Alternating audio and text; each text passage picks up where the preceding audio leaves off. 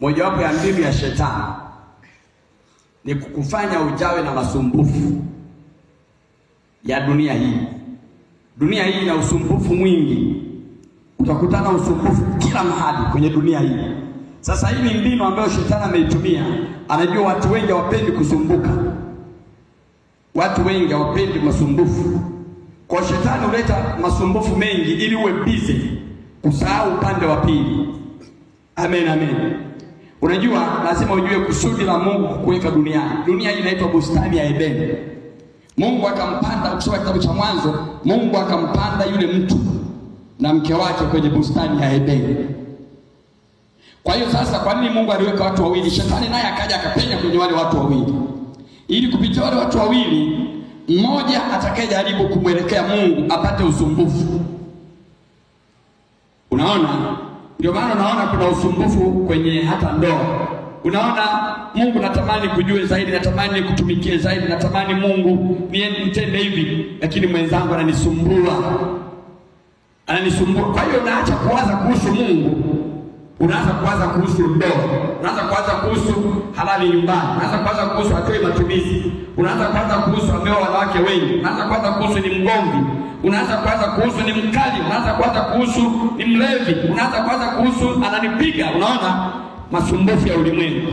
Hebu sasa tuone kidogo kabla tujaendelea, tuone Luka 21:34 mpaka 36.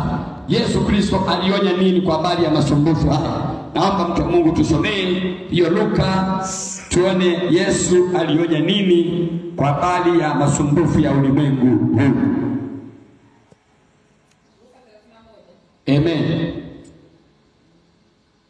Luka 21, samahani. Luka 21:34 hadi 36. Amen.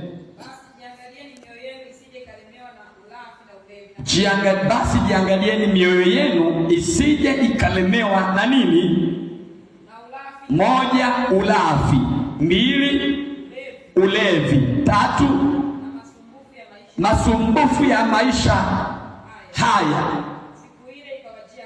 Siku ile ikawajia ghafla kama mtego unasavyo. Kwa kuwa ndivyo itakavyowajilia watu wote wakao juu ya uso wa dunia nzima. Basi kesheni nyinyi kila wakati, mkiomba, ili mpate nini?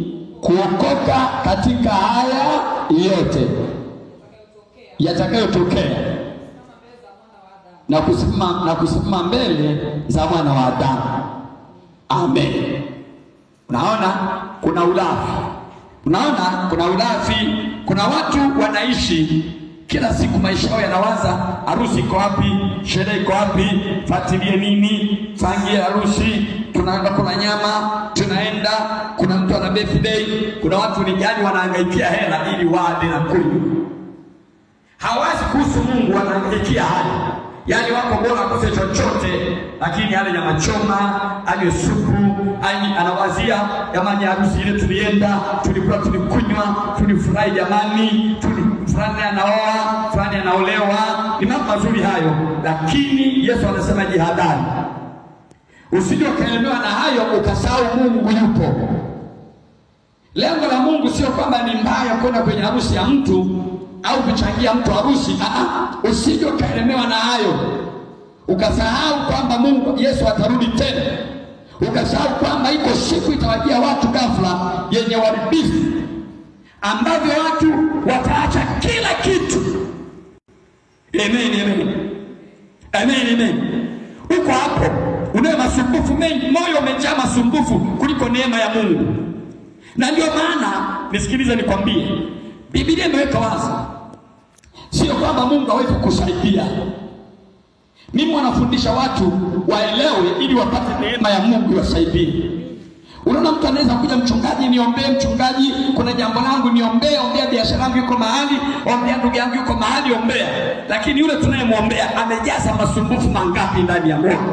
Kwa sababu unapoomba hapa, Mungu haachilii muujiza kama kufyatua nguzo ya jengo ama kujenga tofali. Unapoomba Baba Mungu, namwombea mtu yuko Dar es Salaam. Baba Mungu, namwombea mtu yuko Tanga. Baba Mungu, namwombea mtu yuko Lindi. Mungu anamwangalia anayeombewa. Cha kwanza, ana imani. Cha pili, moyo wake una masumbufu ya aina ngapi? Ndio maana ukiomba Yesu anafika kwa aliyemwombea. Biblia inasema anagonga mlango. Anagonga, anasema tazama nasimama mlangoni nabisha. Yule akisikia sauti akafungua, ninaingia kwake, ninaachilia baraka. Sasa nisikilize, kwa sababu ya masumbufu ya dunia na kwa namna ambavyo watu wamejaa mahangaiko, hawana imani na Mungu. Hata kuna mwingine unamwombea, Baba Mungu ana watu wengi wamemzunguka, wanamwambia pamoja unaenda kwenye maombi, usisahau na kuchoma dawa, usisahau na kwenda kwa mtu fulani akupigie dua, usisahau na kufanya hiki. Ana mambo mengi yamemzunguka. Kwa hivyo Yesu anapokuja anakosa nafasi.